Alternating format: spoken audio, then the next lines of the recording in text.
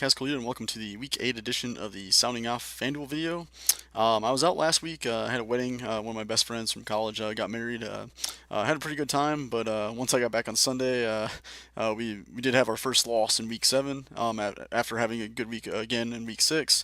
But it was bound to happen. As I said in my first video, I mean, a good success rate in these contests, if you win 60-65%, you're doing pretty dang good. That's about like what most of the shark, the big DFS guys are successful. They're about that rate, about 60-65% of the time. So the fact that we did win 6 weeks in a row is pretty solid. Now we want to get back to that, of course, here in week 8. So kind of where we went wrong last week. I don't think I was wrong at all to go to Nick Chubb at running back at that cheap. At that cheap, feel like we had to force him in there because if we didn't have him and he did go off, we would be playing we'd have a really far uphill battle the rest of the day. Unfortunately, the other moves did not pay off. Going to Galladay, he ended up getting double covered over the top by the Dolphins down there, and also Kieran Johnson was just absolutely shredding the Dolphins defense on the ground, so they had really no reason to force the ball to Galladay when he was just shredding him left and right. So that's part of the reason there. And then Curse was disappointing, but he was high owned. The Bills, oh man, I can't believe they couldn't do anything against the Colts. I know the Colts were favored heavily, but Luck hasn't really been taking care of the ball, and he's been getting sacked quite a bit. And the Bills have actually have a pretty good front seven. So I was kind of shocked there that they weren't able to get any pressure on him, and they end up with a negative score.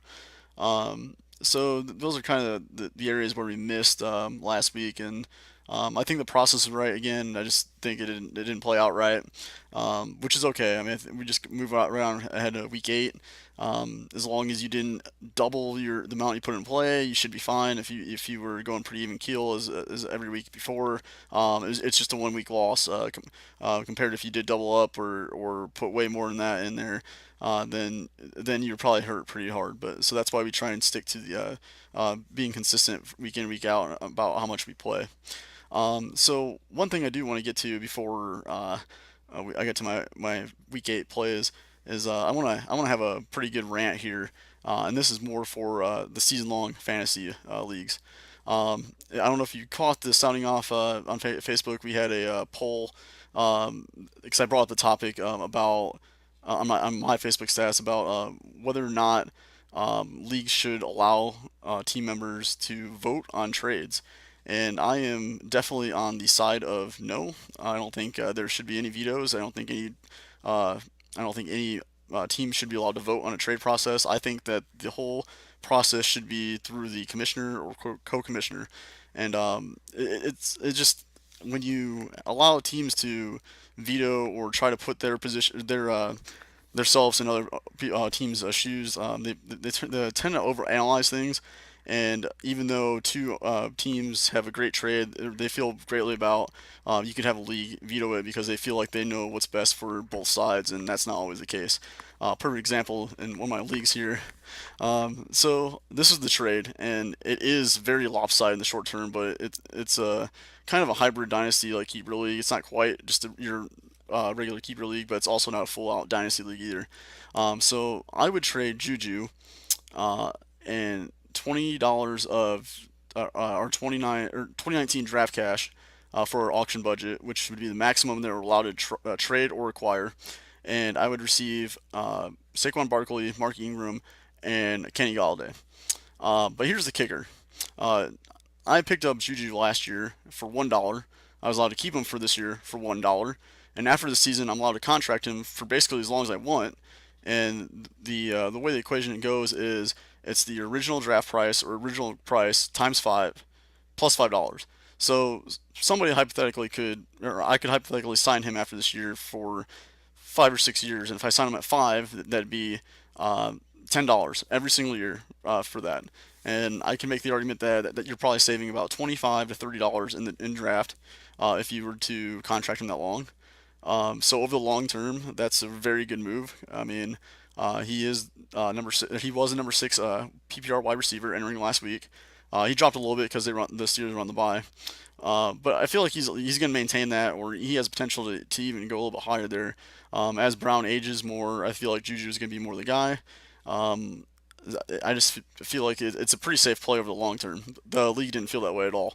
They actually equated Kenny Galladay to Juju, and I don't understand that at all. But anyways, Barkley would only be a player for this year.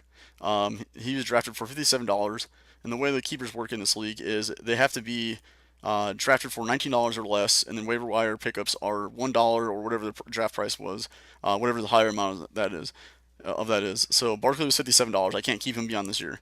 Mark Ingram was $18. So I technically could keep him till next year, but the problem is there's a lot of question marks there. He's a free agent after this year. There's no guarantee that he would uh, see a better situation than in New Orleans. And then Galladay was $3. So basically, the reason why the league vetoed it because I would get Galladay in return, and there were a few members that strongly believed that Galladay is equal to Juju, and that's just completely absurd. It's not true. I mean, Galladay's having. I mean, this is the second year in the league. Last year he was banged up. He was okay when he was on the field last year, and he's been okay this year. But I mean, at his best, he's a top 25 receiver, whereas Juju right now is, he's knocking on the door. He was knocking on the door of top five before their bye week, and he is for sure a top 10 receiver right now in the NFL for PPR leagues. I don't understand how that's even possible that Kenny Galladay could be equated to Juju. So that's an issue. Um, so basically, the league view this, and what tends to happen in leagues like this, it's happened in every single league that I've been in that is a keeper league and does allow teams to vote on trades. Is you veto one trade and you kind of set a baseline for the league. So all trades after that, you kind of compare back to it. So immediately after my trade got vetoed, there was another trade that was even worse than mine, and I'm not for vetoing all these, but it kind of makes you want. I mean, it kind of makes you definitely want to, and it's kind of since you know money's on the line, and you also have uh, a trade that is worse than the one you offered to the other person, and it's going through, so you don't want it to go through in that instance. Oh, I forgot to mention too, the other person, they already had two of their three keepers, pretty much locked up for beyond this year. So Juju would have been their third keeper essentially past this year, and there wasn't any possible trade that anyone else could have made in the league that would have made that team him happier. Like this was the absolute slam dunk for him beyond this year, and the league would not allow him to have that trade just because they thought it was too imbalanced for the short term. But that's not a reason to veto, in my opinion, because he was getting exactly what he wanted, which was his third keeper and the best possible option there. But anyways, back to the veto thing. In leagues like this, you tend to veto one trade, and then a lot of other trades will get vetoed down the line, because everyone compares it back to that original trade, and then you have the two people that were involved in that original trade, and they're angry at the whole league for possibly allowing this trade that's even worse to go through than the one that yours was vetoed. I mean, there was one after mine got vetoed. There was one involving Gurley and Rodgers being traded for essentially nothing. And it's just how the league is. I mean, I don't think it was a bad trade really, because the guy that did give up Gurley and Rodgers, his season's done, but he was getting more draft cash for next year and a pretty good, decent keeper. He's actually getting Carson Wentz at almost minimum price, which quarterbacks are pretty stable for the long term. So, and it's a 14 team super flex league and 6 point touchdowns for passing touchdowns. So the quarterbacks are definitely a huge asset in this league, and it's a good trade for him for the long term. But at the same time, it's very imbalanced in the short term, and I'd argue even worse than the trade I offered in the short term. That trade's going to go through, for example. I'm just a little rant there on vetoes. I don't believe that teams should be allowed to vote. I think it all should go through the commissioner. That's how it is in all my dynasty leagues, 100% of them that I'm in, and I believe that's the way it should be. I mean, if you can't trust your commissioner, the league you're in, then to make a fair ruling on a trade, then you're in a bad league already. And also, I don't think any trade should be pushed back unless there's obvious collusion. Like in my instance, if I would have offered, I have Devonta Freeman sitting in my IR spot. If I would offer him and no draft cash for those three pieces, obviously that's ridiculous. But the fact is, I offered him the best possible deal that he could ever make for his long-term future, and the league did not allow it. So that's the issue with the veto, in my opinion. So now that this rant is over, let's just go ahead and move on to my Week 8 FanDuel recommendations. All right, like usual, we're going to start with our quarterbacks here. This week, they have Patrick Mahomes up at the top again, and that's with no surprise. He's been by far the best quarterback in the NFL this year in 2018. Um, you can use him if you want here, but at 9,200 and huge favorites.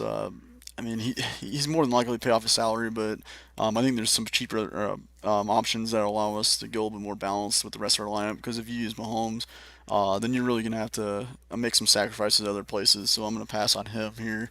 Aaron Rodgers, I think, is interesting for tournaments. I don't think a lot of people are going to be on him against the Rams. The Rams have actually not been that great on defense the last few weeks. They've lost to Kiba Talib, who's one of their one of their best corners. And then also Rodgers is um, going to a smaller brace. And he usually does pretty well against tough defenses, so I think this could be an interesting spot for him at low ownership in tournaments. Goff is in play. That offense is pretty sharp. The Packers are actually decent against the pass, but I don't think it matters a ton, and it doesn't look like Vegas really thinks that the Green Bay Packers are going to slow them down at all. Right now, the Rams have the highest projected team total in the league this week with 33, which is a pretty high total. So he's a good option. We like Ben Roethlisberger at home. He's a okay option this week, but the guy I'm gonna plug in on the road at Oakland this week is Andrew Luck. Luck's been pretty good lately. He started off the season kind of slow. It looked like his arm was still affecting him from his shoulder issues that he had last year. But it looks like he's throwing the ball more downfield over his last few weeks compared to the first few. He has a great matchup against the Raiders. They're a complete mess on the defensive side of the ball. I talked about pressure in the intro about how I was surprised the Bills weren't able to create any pressure, but the Raiders shouldn't be able to create any pressure against him this week. They actually rank dead last in the NFL with only 7 sacks. If only they had a legitimate pass rusher. Khalil Mack, cough cough. Oh, speaking of Mack, Mack has 5 sacks in just as many games. The Bears have played just as many as the Raiders, and he only has 2 less than them. So that's pretty funny, and that's something I'll keep track of for the rest of the season, just to see how that ends up. Anyways, back to Luck. Luck has thrown at least 3 touchdowns in each of his last 4 games, and in 3 of those games he threw 4 touchdowns. And the Colts currently have a pretty healthy team total. They have the fifth highest projected team total in Vegas. With 26.75, so they're in a good spot here for sure, and I think Luck's going to take advantage of it. He's a quarterback throughout his whole career. I mean, whenever you give him all the time in the world, he usually takes advantage of it. It's usually when you create a lot of pressure that he either gets sacked or he makes a mistake and throws an interception. I think he's gonna crush here in this spot. I'm not really a fan of Newton against the Ravens this week. I think Winston's another great option if you want to go down a little bit more. A lot of people are hyping up Andy Dalton. I think this is a decent bounce back spot. He let people down last week that used him. He had a great. Well, I guess he was on the Sunday night game, so unless you're playing the single only or maybe the super flex or all day or all day Sunday or whatever. But on the main slate, he was unavailable. But he didn't do too well against the Chiefs in a great spot. He has another great spot this week against Tampa. Man, I don't know though. I'm not trusting him. If I had to choose between the two 7,800 quarterbacks, I'd go with Winston over Dalton. Dalton seems to let me down quite a bit over the years, and I don't think it's a given that he's going to be able to shred this Tampa Bay defense. They fired their defensive coordinator a couple weeks ago, so I think they're going to be a little bit better here. Maybe not right away, but I think eventually they're not going to be a top defense by any means. But I don't think they're going to be the dead last defense either though. For tournaments, I like my guy Mitch here. He's been excellent over the last 3 or 4 weeks compared to the first 3 or 4 weeks. It seems like Nagy's really opened up the playbook for him.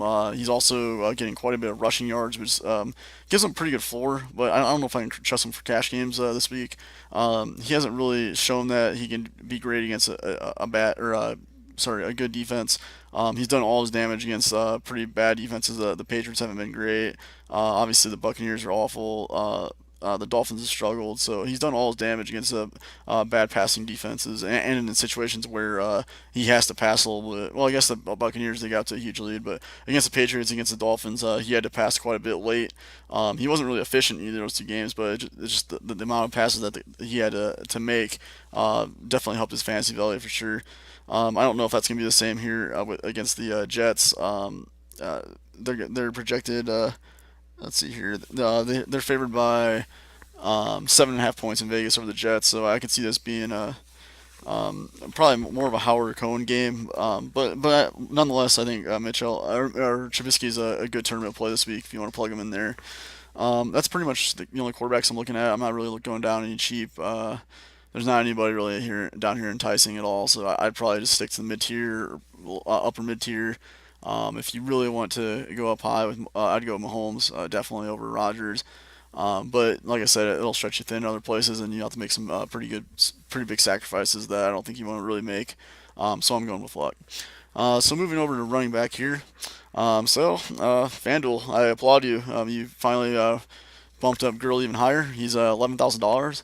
I think he's still worth it at $11,000. I mean, we really need him to get like 25, between 25 and 30 points, and I mean, he's been doing that every week. So he's still a little bit cheaper than he should probably be. But at $11,000, I think this is a good spot where you can either take him or you can pass on him, and I'm going to pass on him finally for cash games because if you do pass on him, you can get a couple of these guys right below him together, which I think is better than taking Gurley and then someone else and then two cheap running backs.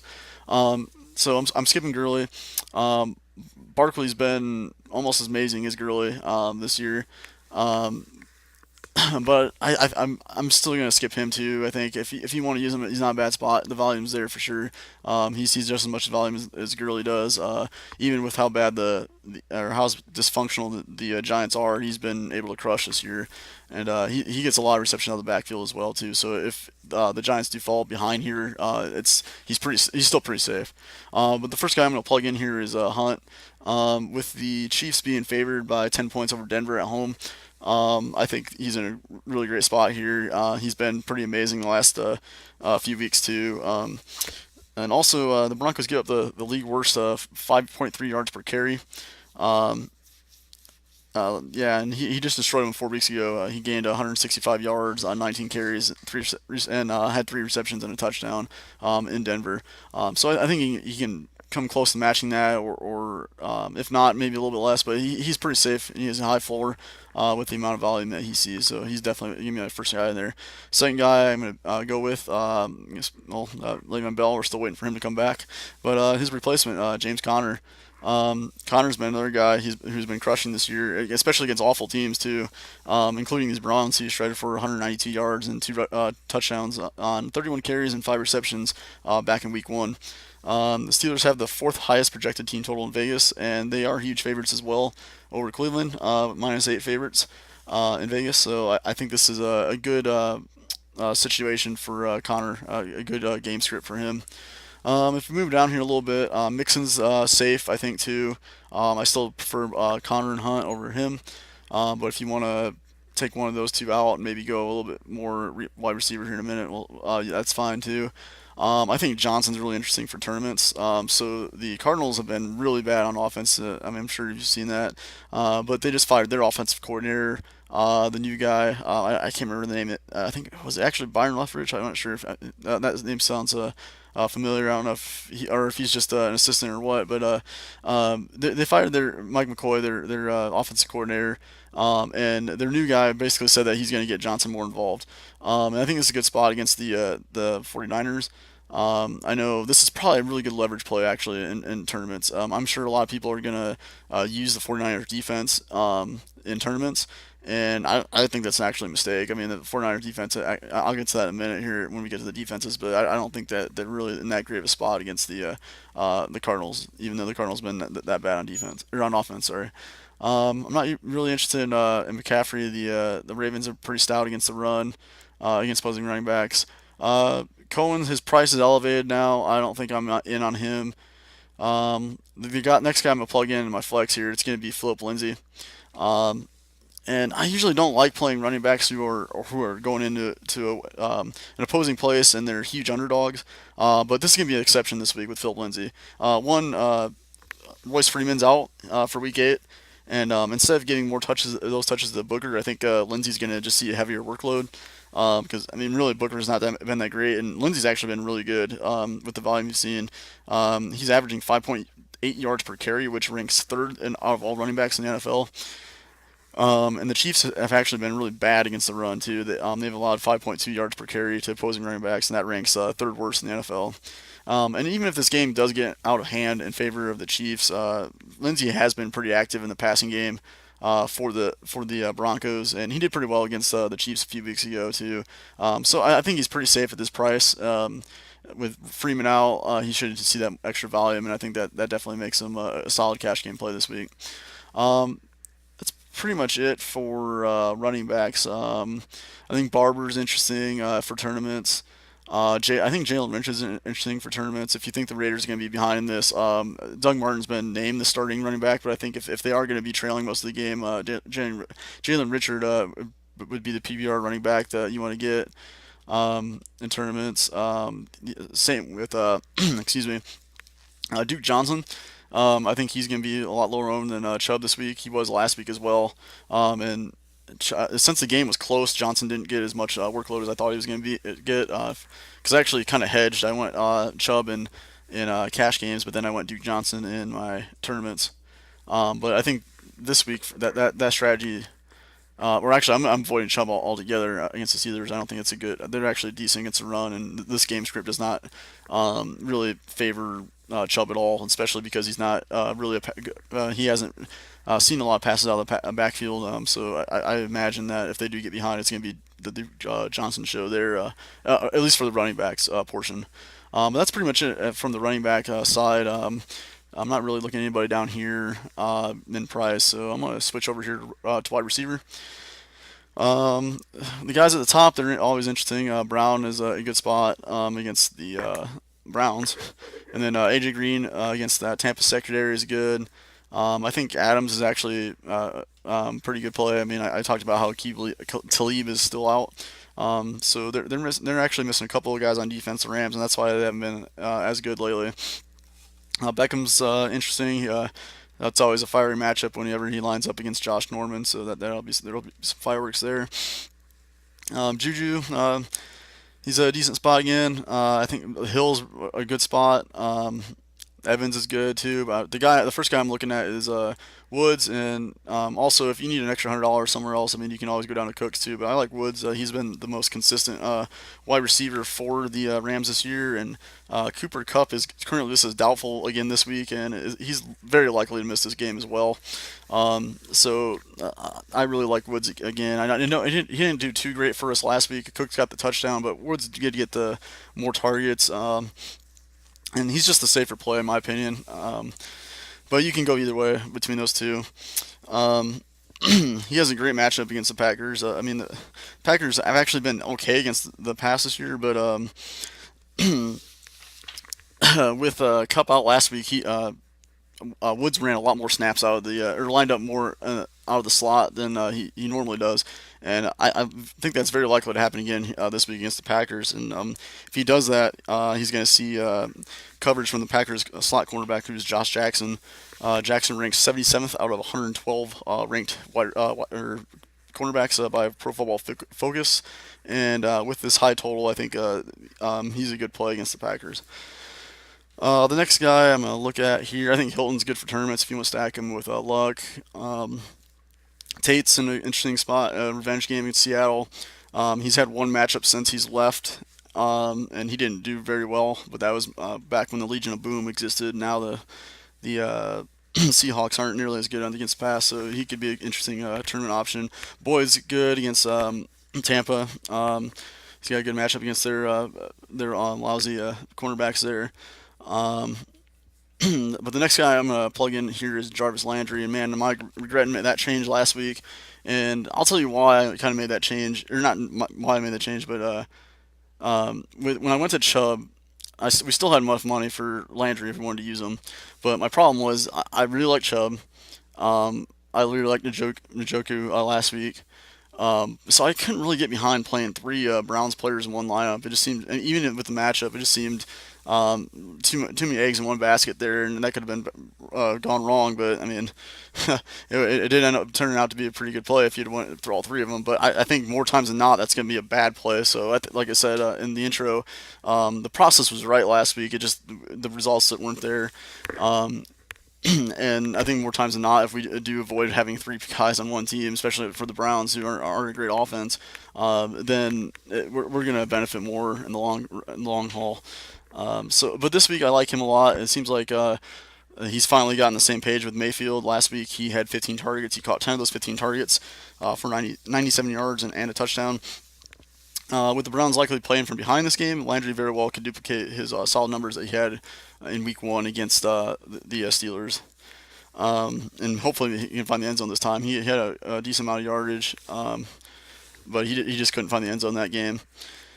And then the last guy, let's see here. I'm gonna walk down here.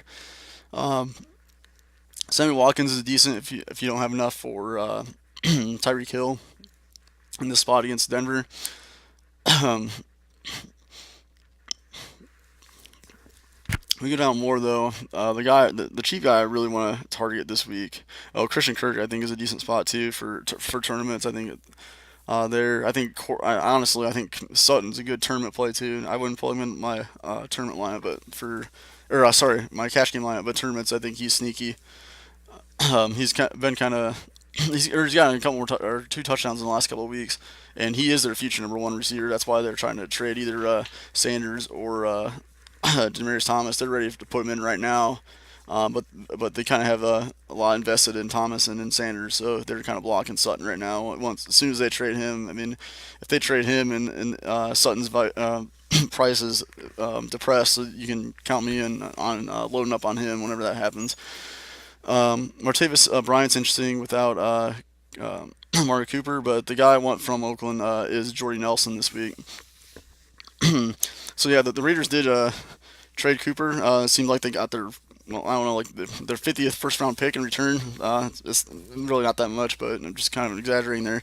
But they did have acquired quite a bit, quite a high number of first round picks in Gruden's short time with them. So with the absence of Amari Cooper, I think Nelson, Bryant, and Cook should all absorb some of those targets. But I think the primary beneficiary is going to be Nelson. Um, he has a decent matchup against the Colts. Like I said, with Jalen Richard as a tournament play for him. Um, Nelson, I like actually for cash games. I think he's a little bit safer. With the Raiders playing from behind, I feel like they're going to be passing a lot. The Colts secondary isn't great by any means. I mean, it's a lot better than it has been in years past, but it's still not great. So I think he could do some damage here, and it's really not really high risk of his salary too. So that's a good thing too.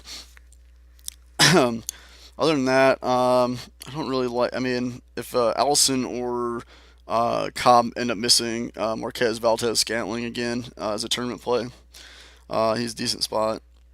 But there's not really anyone down here I'm really looking at in the super cheap end. Those are pretty much it. So let's go over to tight end here. At the top they got Kelsey. Like I said, he's not like I said before. I mean, I don't really like paying up for tight ends. If you want to go that right, you can. But even if you look at his game logs, I don't think it's worth the 7,300. I mean, he's only gotten double his salary. Well, I guess three times in a row here, back in weeks 2 through 4. But like since then, I mean, he hasn't really paid off his salary. We really want that 2.5x, and he's not. I mean, he's been all. I mean, he's all right for season long. And the tight end position's been pretty weak this year in fantasy, but he's not hitting that 2.5x, so I don't think we should spend on him. I think Graham's interesting. I think Burton's interesting. I think even with Doyle back, I think Ebron could be an interesting tournament play. Even when Doyle was there, Ebron was the red zone tight end that Luck was targeting. I think Howard's good against Cincinnati. I passed him. Cook's another guy, yeah. I don't like at 5,900. Just like I said with the receivers, he should benefit with the absence of Amari Cooper, but I just can't get behind putting two Raiders in my lineup this week. With how I mean, their offense has been pretty putrid this season, um, so I can't put both of them in there. And I really don't want to. I mean, I don't really don't like putting two Browns guys in there, but I trust them a little bit more, especially with these two guys, with Landry and Njoku. I mean, both of those guys have been Mayfield's favorite target since he's taken over, and Njoku's been. I mean, he's been highly touted since he's been drafted as a very talented tight end, and we're finally seeing that with Mayfield taking over as starting quarterback. He has at least four receptions and 50 yards in all four games that Mayfield has started, and he's also scored a touchdown each of his last two games. Also, the Steelers have allowed the second most receptions to opposing tight ends this season. So I think despite the Browns only having a projected team total of 20.75, I don't think it's too risky to put two in there. Especially, I mean, with them playing from behind, I think they're going to get a lot of action late. Another tournament dart I like, and I gotta give a shout out here to Mike Haggy. I know he's gonna probably watch this video. He's been watching it them over the weeks, but I haven't really heard about Chris Herdon coming out of college. But he was pretty talented, I guess, in college, and he's been kind of developing a pretty good relationship with Darnold. Sorry, each of the last 2 weeks he scored a touchdown. He's got at least 40 yards. And he's had at least two receptions as well. And he had seven targets last week against Minnesota. So he could be a very interesting, low-owned tournament dart throw if you want to go there. It's not a great matchup against the Bears, but um, I mean, tight end they're kind of a hit and miss position this year. I mean, there's not been a lot of good plays at the tight end position. So I mean, he could be pretty sneaky if he can get a touchdown at that cheap. So let's flip over to defense for the last thing here. I got my Bears at the top. I don't think they're in a bad spot against the Jets, but I don't know if I want to pay $5,000 for a defense this week. The Colts did pretty well against the Bills last week. They're having another great matchup against the Raiders this week, but I can't justify paying 4,400 for them either. As we go down here a little bit, there's really not. I mean, I feel like the ownership for defense is going to be spread out. So it shows here that Steelers are going to be pretty high owned. If you don't use any Browns players, I'm fine with using the Steelers defense. They've actually been playing a lot better lately than they did when they started the season. And I think they're in a decent spot against the Browns. But if I mean we're using two Browns players, we're not going to use the Steelers defense. It's just a bad correlation. I think the 49ers are going to be a little more popular than what it shows here, but I can't get behind it. I know that Arizona's been awful on offense, but I think with the hiring a new offensive coordinator, I think it'll rejuvenate them a little bit. I think they'll get David Johnson more involved. The 49ers haven't created any pressure at all. I think they're second worst in sacks in the NFL. So I don't know how they're going to slow. I mean, even against the Cardinals, I don't know how they're going to do pretty well. So I'm avoiding them. I'm actually going to use the team on the opposite side of them, the Cardinals. And surprisingly, they haven't been that bad on defense. It just probably doesn't seem like it seems like they're getting up more points because their offense hasn't been able to sustain drives. Um, but the Cardinals actually rank 12th in takeaways with 12, and they're 8th in the league with 20 sacks. The 49ers have been pretty bad since Garoppolo has gone down with that ACL injury. They've been a defense that we've been, an offense that we want to target. Um, they've allowed the third most FanDuel points to opposing defenses this year, and they also have a really bad offensive line. They've allowed the second most sacks this season in the NFL with 27. So there's a situation I think the Cardinals can actually do pretty well. I mean, they're pretty cheap. And I don't really love an expensive defense. I mean, the Bears are pretty good, I think, at 5,000. But Khalil Mack's questionable right now. So, I mean, even if he's out, I mean, that kind of drops them a little bit and makes it even harder to swallow that. Um, but I think the Cardinals are the way to go here.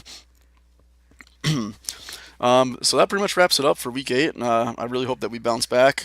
Be sure to look out for updates on the Signing Off Facebook page. I know Chap's been doing a pretty good job the last week or a couple weeks posting updates. So just make sure you follow on Sunday and all the way up to lock time too, 1 o'clock. I mean, don't go away at 12:45 on Sunday and forget to check those updates. Because something could change at the very last moment. Someone could be ruled inactive. We got to be able to pivot quickly. So just make sure that whatever you have planned for the afternoon, you wait until after 1 o'clock, or if you can, if at all possible, because it is possible that we can make some changes last minute. But that's pretty much it, guys. And like I said, you can always hit me up on Twitter at Kaz_Kalita, or just add me on Facebook. And if you have any season long questions or anything, I'd be glad to help you out. So good luck in week 8.